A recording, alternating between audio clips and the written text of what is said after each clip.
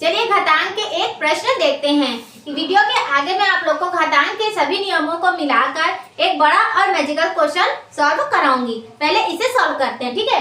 तो देखिए दिया है 3 की घात 2 पूरे की घात 3 गुणित 3 की घात 2 और पूरे की घात 5। तो ये क्या होगा, देखिए ये 3 है तो इसको 3 लिख देंगे। फिर क्या है 2 और 3 है, इसे आपस में गुणा करना होता है। तो 2 तिया कितना हो जाएगा, ये हो जाएगा 6 गुणित यहाँ पे कितना है 3 के ऊपर में 2 और बाहर में 5, ये हो जाएगा 3 के घात में 2 5 6, ये हो जाएगा 10, ठीक है। तो आधार समान है तो क्या हो जाएगा, घातें आपस में जुड़ जाएंगी। तो ये हो जाएगा 3 पूरे के घात में कितना हो जाएगा 10 और 6, ये हो जाएगा 16। ये इसका आंसर आ गया।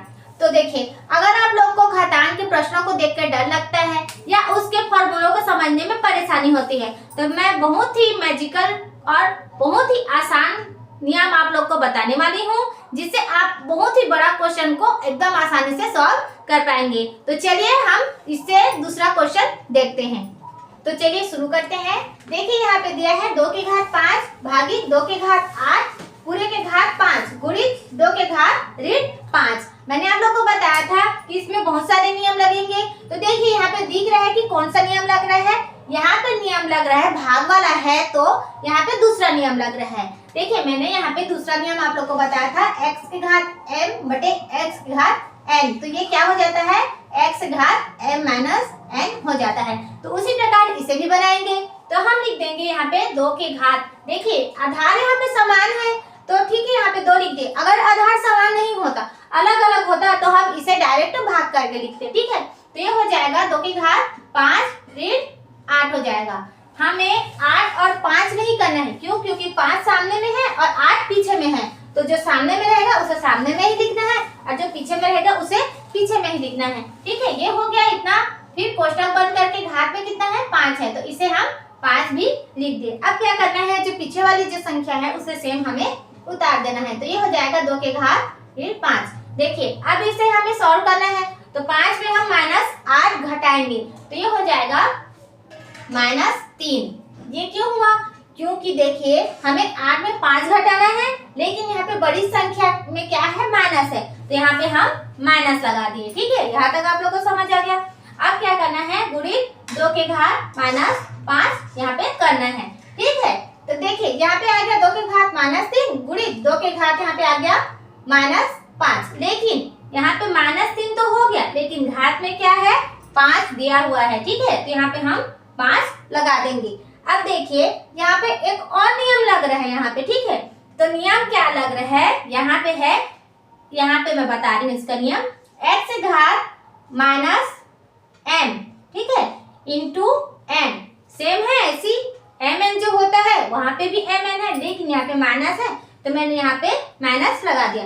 इस प्रकार के नियम में क्या करना है, इन दोनों का आपस में गुणा करना है और माइनस है तो ये सामने में माइनस ही रहेगा। तो इसका हो जाएगा x घात -mn। उसी प्रकार यहाँ पे होगा 2 के घात, ये इन दोनों का आपस में गुणा होगा तो 3 5 हो जाएगा 15, लेकिन माइनस में 15 होगा, माइनस का चिन्ह है ना इसलिए यहाँ पे माइनस में 15 होगा। गुणित 2 के घात -5 को सेम उतार देंगे। देखिए यहाँ पे भी एक नियम लग रहा है। तो कौन सा नियम लग रहा है, यहाँ पे लग रहा है नियम नंबर पहला मैंने आप लोग को बताया था, ठीक है।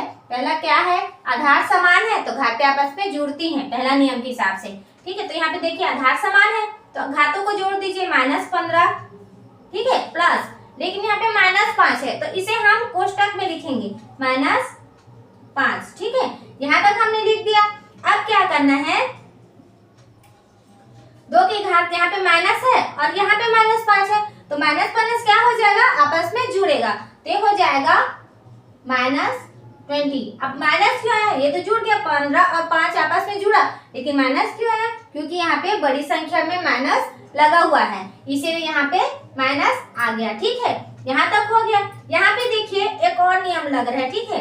2 की घात -20 है ना, यहाँ पे एक और नियम लग रहा है। तो नियम बताने से पहले मैं आप लोग को बता दूं, अगर आप लोग को घातांक के नियम नहीं आते हैं या तो याद नहीं है तो मैंने इस वीडियो के डिस्क्रिप्शन पर उसका लिंक दिया हुआ है, आप उसे क्लिक करके आसानी से देख सकते हैं, ठीक है। तो देखिए यहाँ पे एक और नियम लग रहा है, ये होता है x के घात m, ये होता है माइनस में, ठीक है। ये हो गया x की घात माइनस n। तो इसे प्लस करने के लिए हमें क्या करना होता है, 1 के बटे में हमें x की घात n लिख देना होता है, ठीक है। ये वाला नियम यहाँ पे भी अप्लाई होगा। तो ये हो जाएगा 2 के घात 1 बटे 2 के घात 20 में आ जाएगा, ठीक है। क्योंकि हम माइनस में इसका आंसर नहीं ला सकते, तो इसे हमें प्लस करना होता है। तो प्लस करने के लिए इसे हमें बटे में लाना होगा, ठीक है। कि इसका आंसर आ गया। तो मुझे उम्मीद है कि घातांक के प्रश्नों को सॉल्व करने में आप लोग को परेशानी नहीं होगी और मेरी इस मैजिकल ट्रिक आप लोग को पसंद आया तो लाइक कीजिए और अपने दोस्तों को शेयर कीजिए, ठीक है। तो इसी प्रकार के ट्रिक और देखने के लिए आप मैजिक एजुकेशन बाय निशा को सब्सक्राइब कीजिए।